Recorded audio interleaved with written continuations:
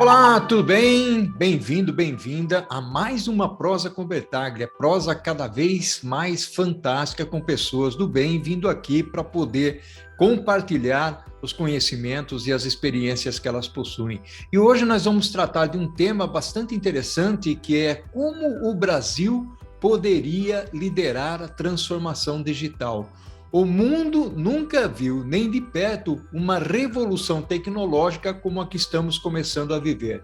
Isso traz uma instabilidade natural no mercado, nas empresas, nas profissões que estão sendo desconstruídas e, logicamente, para as pessoas.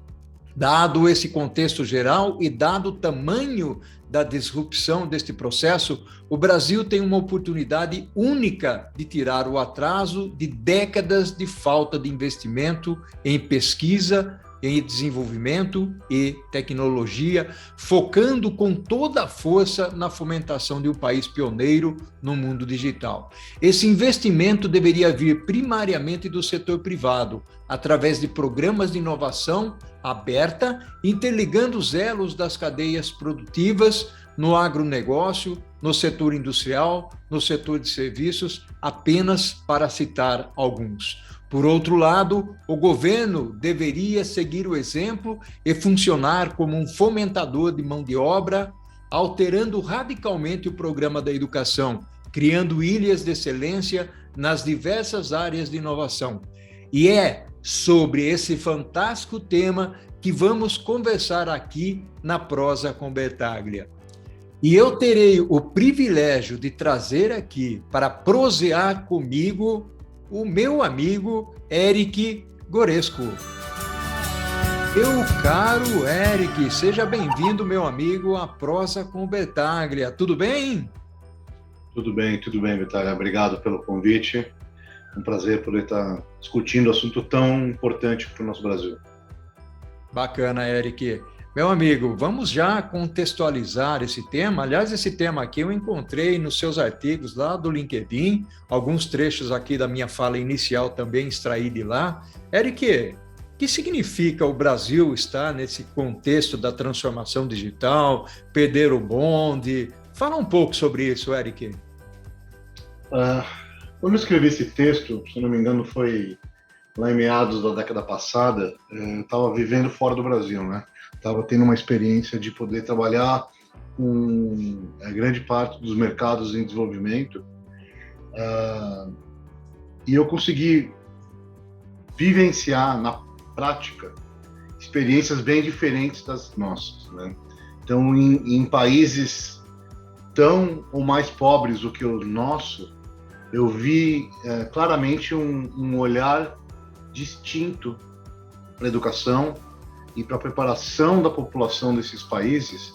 E aí eu posso nomear a Índia, a China, a Coreia, a Indonésia, Filipinas, a Malásia, aonde está havendo uma grande transformação cultural em relação a como capturar e como se posicionar no mercado futuro, não só no mercado presente, mas muito mais no mercado futuro de tecnologia. De que forma que isso pode ser um grande alavancador de riqueza para esses países.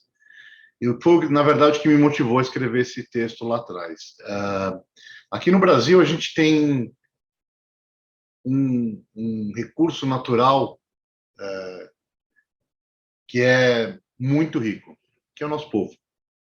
Nosso povo tem a capacidade e a diversidade e a criatividade que falta em muitos e muitos povos por aí. Outros povos compensam com um estudo muito mais avançado, com talvez um esforço muito maior para poder adquirir e treinar essas capacidades que a gente tem, mas a gente faz isso de uma forma tão natural, até para sobreviver, né, dadas as restrições e as dificuldades que nosso povo tem vivenciado nos últimos séculos, que eu enxergo claramente como um potencial. Se a gente conseguisse alterar o modelo e não só fazer com que a educação, mas o mercado privado incentivasse de forma muito importante as, os bolsões que são passíveis de ser transformados em bolsões de tecnologia, com todos esses skills que a gente já tem no Brasil, a gente claramente se despontaria como um grande fornecedor de ideias e novas startups e criações, gerando um valor absurdo. Você pega Israel, que é um país 1/20 do nosso tamanho, se não menor ainda, tem conseguido capturar um valor absoluto e absurdo, né?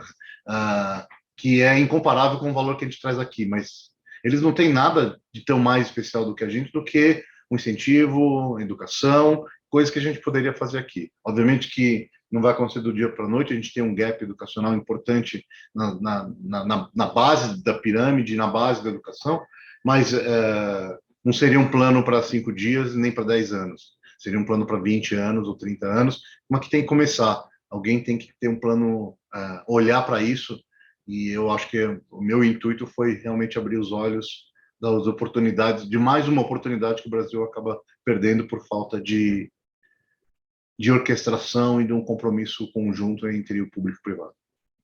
Bacana, Eric. Eric, tem uma perspectiva interessante no artigo que você colocou e me chamou bastante a atenção. Normalmente, as pessoas fazem muitas críticas ao governo, ou seja, há uma dependência, há um grito, por assim dizer, com relação à participação mais efetiva do governo.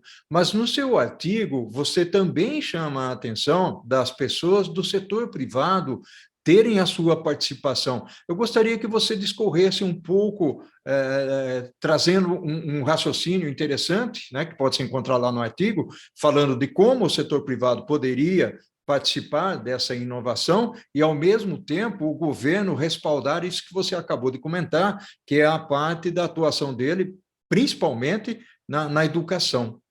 Fala um pouco disso para a gente, Eric. Posso falar. O que eu, infelizmente, vi lá no meio do século, da década passada, está acontecendo agora.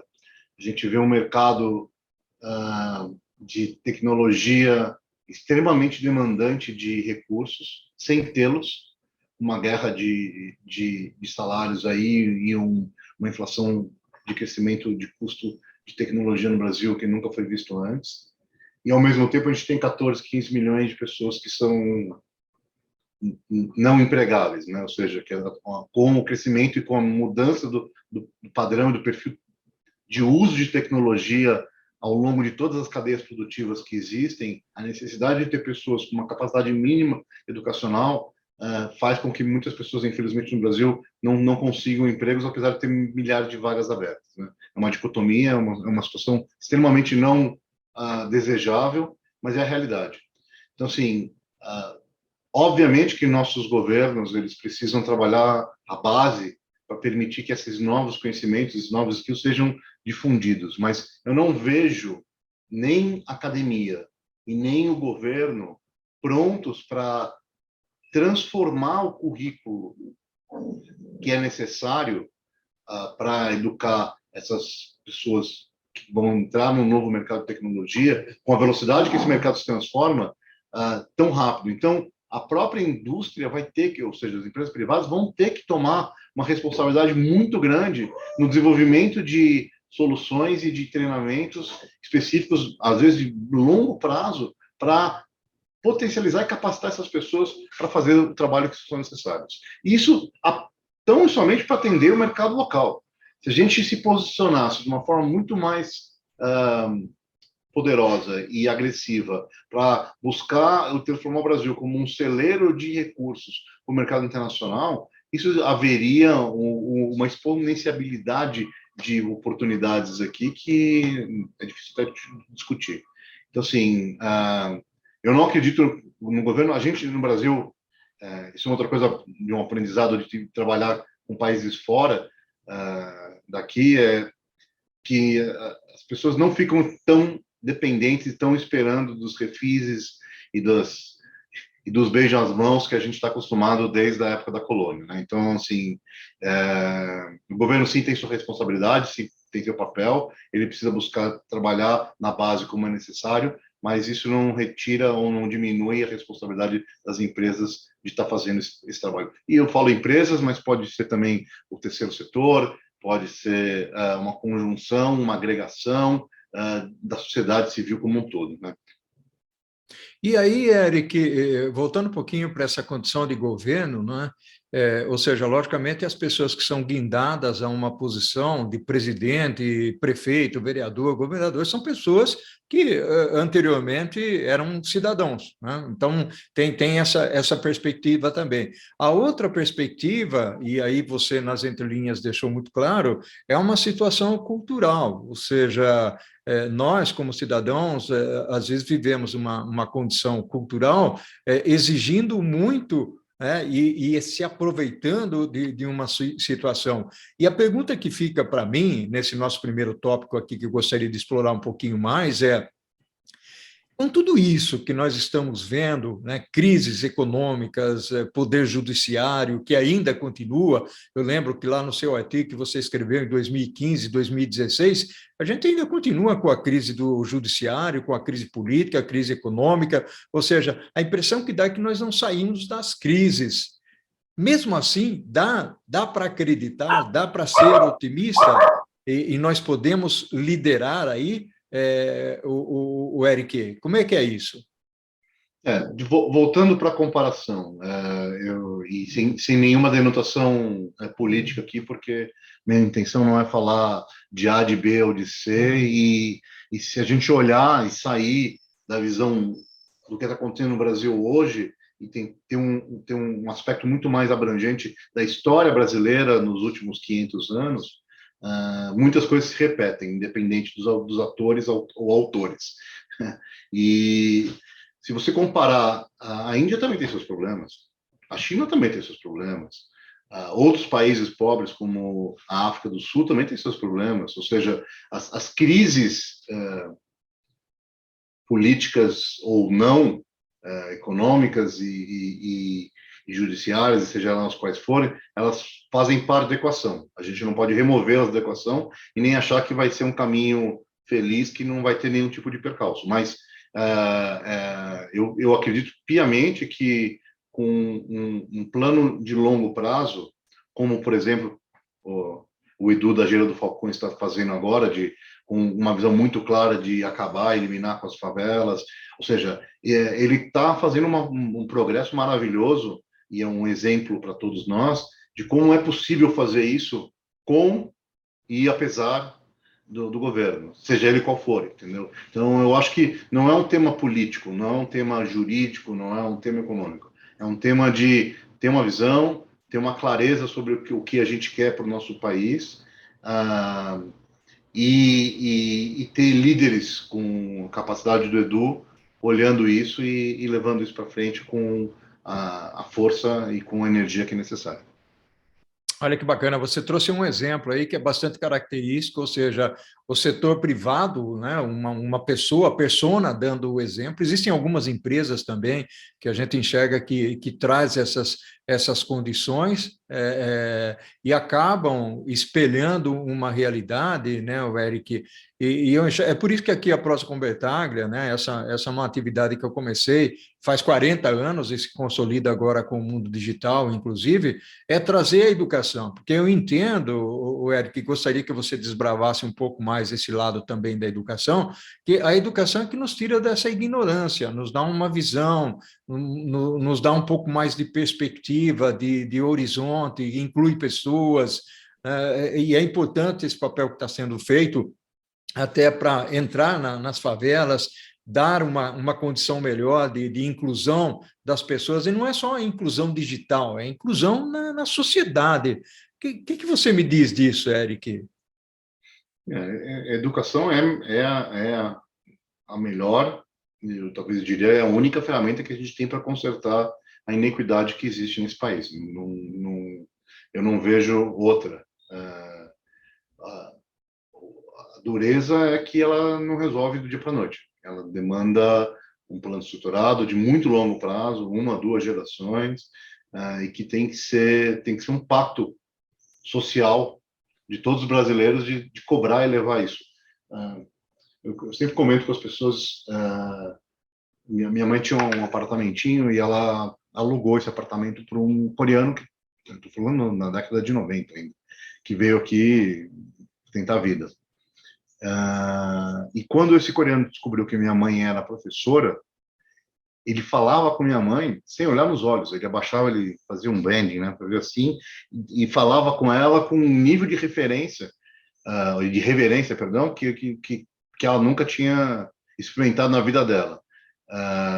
E ele nem sabia que tipo de professora que ela era, não importava. Só o fato dela ser professora já era sinal da importância que tem. E no nosso país, infelizmente, os professores são muitas vezes até marginalizados, né? Então, se você olhar para a Coreia de 50 anos atrás, olhar para a Coreia, eu estou falando da Coreia do Sul, a Coreia de hoje, a diferença de pujança econômica, social, educacional é completamente fantástica, e eles fizeram nada além de investir tudo que eles tinham em educação. E eu acredito nisso piamente, não só do ponto de vista profissional, mas do ponto de vista pessoal, na minha família, com meus filhos e com aqueles que eu amo e cuido. Então, assim, profissionalmente falando, a gente fez um trabalho bem interessante. A gente vai estar lançando agora em breve um novo propósito na Accenture.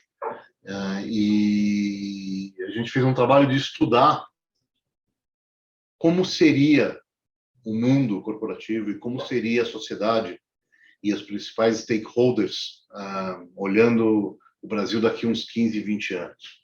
E, obviamente, desenhamos alguns cenários, ninguém tem bola de cristal, nem essa era a intenção. A intenção era justamente de identificar os potenciais tendências, além das tendências que a gente já enxerga hoje em dia, mas sim entender os potenciais cenários futuros.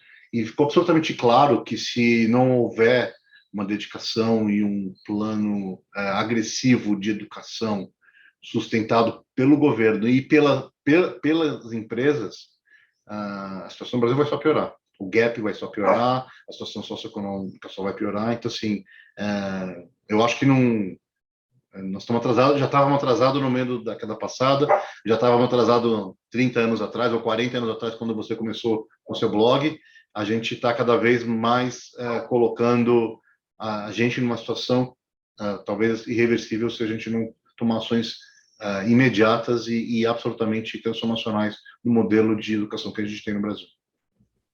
Bacana, bacana, Eric. Interessante aí os fatos, né, os comentários que você vem trazendo aqui para a Prosa com Bertaglia, uma contribuição fantástica. Eric, vamos fazer o seguinte, meu amigo, nós vamos agora fazer uma viradinha de jogo, vamos terminar o primeiro tópico e vamos entrar no segundo tópico, onde nós vamos falar um pouquinho sobre estes desafios que podem ser encontrados tanto pelo setor privado como pelo setor governamental. Pode ser? Vamos nessa? Vamos embora. Eric, meu amigo, que prosa fantástica, que fantástica contribuição que você está trazendo aqui para a gente refletir sobre esse assunto, e eu concordo contigo em gênero, número e grau. E, Eric, eu gostaria de entrar em alguns detalhes aqui, até para proporcionar, tanto para o setor privado como o setor governamental, porque os dois lados assistem aqui a Prosa com Bertaglia, a prosa, Eric, que nós estamos transformando em podcast também, tá bom? Não é só vídeo, não. O pessoal pode dirigir, caminhar, ouvindo as prosas com o Bertaglia. Eric, quais são os desafios que as pessoas podem enfrentar para trazer, né, essa contribuição em relação à transformação que o Brasil precisa e que poderia fazer com que o país se colocasse numa posição de liderança? Eu vejo algumas soluções interessantes. Primeiro é a capacidade que a gente tem de criar, a nossa criatividade, né? Nossa capacidade de transformar as coisas do nada, fazer coisas. Todo mundo brinca muitas vezes que a NASA precisa vir estudar aqui, como que é o brasileiro, né? Assim, e a gente tem também a vantagem de estar num passo muito atrás, ou seja, qualquer breakthrough que a gente faça agora, se a gente conseguir trazer o que a gente tem lá do passado, o atual, que é muito refletido no passado, uma coisa completamente nova, a gente pode partir de um ponto muito novo em relação ao resto do mundo, que talvez traga um legado que esteja mais ou menos funcionando. Então, o nosso não está funcionando, então a gente pode repensar de uma forma completamente absurda. Por exemplo, vou dar um exemplo para você que tem na minha cabeça. Eu li um artigo alguns anos atrás que explica por que uma aula tem 50 minutos. Você sabe por que uma aula tem 50 minutos? Gostaria de ouvir você. Foi feita uma pesquisa para entender qual que é a velocidade ou a capacidade de retenção de uma criança de conhecimento. E chegaram a 50 minutos. Só que essa pesquisa foi feita em 1907 na França. Você refizeram essa pesquisa na década de 90. Chegaram a de 7 minutos. Porque 7 minutos era exatamente o tempo entre duas propagandas. Era o tempo que a televisão bombardeava conteúdo entre duas propagandas. Hoje em dia, com o celular, eles devem ter 30 segundos de capacidade de retenção, sei lá quantos segundos de retenção. Ou seja, começando por como você organiza a educação, até qual é o currículo e a didática que você traz para poder transformar. De repente, em vez de durar 20 anos, ele pode demorar 10 anos para transformar, o que já é um ganho gigantesco. Se você não pensar num currículo acadêmico tradicional, e eu não sou pedagogo e nem, por favor, os pedagogos não fiquem bravos comigo, assim, será que a gente não pode ter um currículo para parte da população que seja muito mais voltado para uma educação técnica, que permita a eles, uma mais tenra idade, ao invés de ir para a faculdade, ter uma capacidade de programar, digitar e fazer coisas que são importantes, não digitar como digitavam antigamente as pessoas que usavam máquinas de escrever, mas sim, ter a capacidade de desenvolver programação. Ou seja, será que a gente não pode ter um olhar muito mais voltado para o uso da inteligência e da criatividade, da capacidade do povo brasileiro no menor tempo possível para gerar valor para eles mesmos, para ser uma forma de mudar a iniquidade que a gente tem, para trazer inclusão social, para trazer uma situação social muito menos desfavorecida que a gente tem hoje. Então, assim, eu acredito piamente que com as fragilidades e com todos os problemas que a gente tem, qualquer inserção, qualquer transformação com esse olhar um pouco mais misturando capacidade educacional com negócios, pode fazer remodelar a forma com que o Brasil se apresenta para o mundo em relação à tecnologia, por exemplo. Isso pode ser estendido para outros mercados também. A gente precisa de gente, o nível de automação que está chegando ao agronegócio brasileiro, não adianta mais o peão só saber usar a enxada, ele vai ter que saber usar um computador, ele vai ter que saber usar um trator digitalizado, enquanto ainda existe isso, porque já nem isso vai precisar, né? Talvez nas colhedeiras e em outras partes do processo, porque o grau de automacidade vai ser expandido vertiginosamente nos próximos anos. Então, assim, existe aí uma oportunidade, existe uma forma, existe um caminho que é associado à transformação do ensinar, do que ensinar e como ensinar, pode melhorar de forma importante a qualidade de vida dos brasileiros, que no final das contas é o que mais importa. Bacana, e é muito interessante isso que você está falando, Eric, porque isso, inclusive, ele passa por aquilo que nós comentamos no início, que é exatamente a inclusão de pessoas, ou seja, e a inclusão passa notoriamente pela educação. Se nós não focarmos esse lado e focarmos por uma educação, primarmos, né, por uma educação mais efetiva, eu costumo dizer, o Eric, que muitas vezes você está na vanguarda da tecnologia e lá na universidade o pessoal, aqui eu vou exacerbar, logicamente, o pessoal está ensinando ainda Fortran, COBOL, né? Logicamente que eu estou exacerbando um pouco. Então, nós precisamos, e isso nas grandes universidades, eu trabalho muito com supply chain, e o pessoal, às vezes, ensina a gestão de negócios baseado na logística e nem sequer fala de supply chain. Ou seja, o mundo evoluiu bastante. Nós estamos falando de cadeia de abastecimento na vanguarda, utilizando tecnologias, automação, mundo digital, né, realidade virtual, drones. Então, essas coisas precisam começar a aparecer rapidamente. E aí, obrigatoriamente, o que nós enxergamos é uma necessidade de especialização e atualização com os cursos mais rápidos, né? Então, quando eu falo para você sobre a perspectiva dos desafios que a gente vai encontrar, é a infraestrutura. Eu dou aulas, o Eric, o grande problema nesse momento aqui não é se o menino fica do outro lado olhando para o celular ou o que ele está fazendo, ele não tem acesso à internet, ele não tem banda.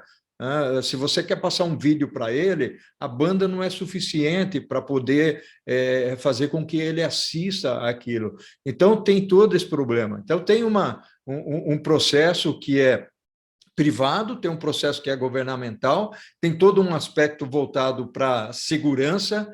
E aí que eu gostaria, como você trabalha bastante com essa parte, principalmente de indústria de base, o Eric, eu gostaria que você explorasse um pouco, você já falou aí do mundo do agronegócio, de trator digitalizado e tal. Eu queria saber se você tem mais exemplos para trazer, porque eu sou muito curioso com relação a essa parte da digitalização, porque em alguns aspectos lá do campo, nós avançamos lá, mas lá nós não estamos nem nos 3G ainda, não é isso, Eric? Depende muito de onde você está, e, de novo, como esse Brasil é um país continental, você tem de tudo. Você tem cooperativas e empresas, grandes empresas de agronegócio que podem dar aula de tecnologia e o uso de tecnologia no campo. Não só tecnologia digital, mas tecnologia de negócio também. E aí vai meu kudos para a Embrapa, que é uma das histórias mais bonitas que esse Brasil tem, de sucesso, de uso de trabalho conjunto entre público, privado e academia para realmente transformar o Brasil.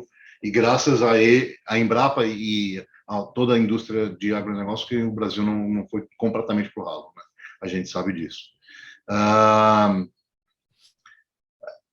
Eu acho que na indústria de base a gente tem, e aí eu estou falando tanto na parte de mineração, de óleo e gás, né?